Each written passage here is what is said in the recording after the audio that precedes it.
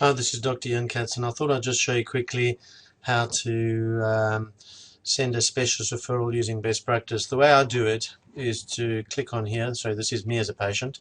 I click on here, which is new letter. I click on new letter, and then you look in this column here, and that says specialist referral. If there's no specialist referral in here, then you can click add at the bottom and take the specialist referral out of the list that comes. As you can see, I've also got a medical certificate here as well. I don't know why it's in twice.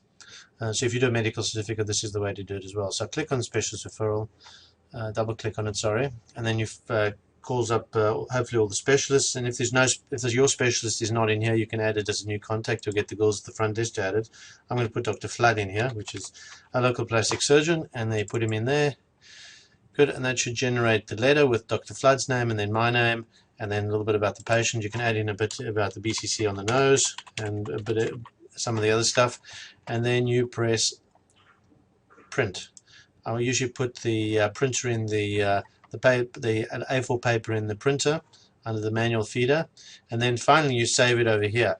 So it's from Dr. Ian Katz, well, I'm the doctor as well as the patient, to Dr. John Flood. It's a special referral, and you can save it as a draft. And then the most important thing is you to add follow-up note to actions. Click over there, and that gives you a date. Normally I leave it on the same date, and then press save.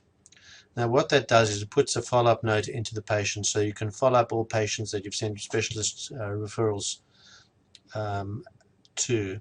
So in other words, there have been some medical ill cases where doctors have failed to follow up patients they have referred to specialists, so it's important that you do follow up all your patients that referred to specialists. Press save and get out of that. Now you can see here that from today, under the actions, I've got their specialist referral. What happens then is that when you get the letter back from the specialist, you should be able to double click on that and say mark as performed over there. The other thing is that you should be able to generate a list of all your actions and follow-up referrals from this list here. Sorry, it will be under your main best practice, clinical actions, Dr. Ian Katz, and then you can see at the bottom here, Dr. Ian Katz has sent a special referral. You can change the priority, and then when that's finished, you can mark as performed.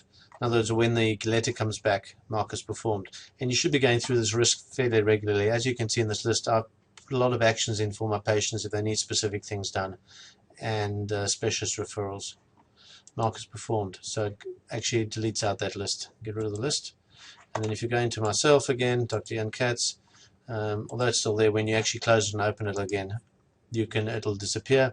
And then mark as performed if you want to do it manually without going into that other list. Mark as performed. And you want to mark it as being performed, and it's gone. So it's gone out of your action list.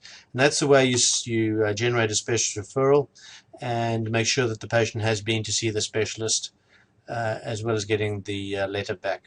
Thanks for your time.